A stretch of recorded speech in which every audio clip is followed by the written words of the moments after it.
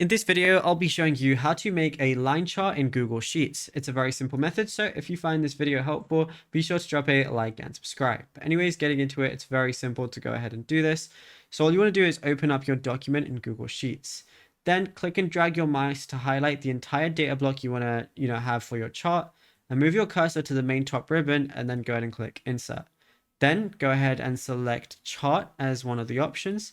Go ahead and click that. Now it says add a series to start visualizing your data. So now what we want to go ahead and do is go over to the chart editor, and then you're going to see a column chart. You can have stacking if you want to.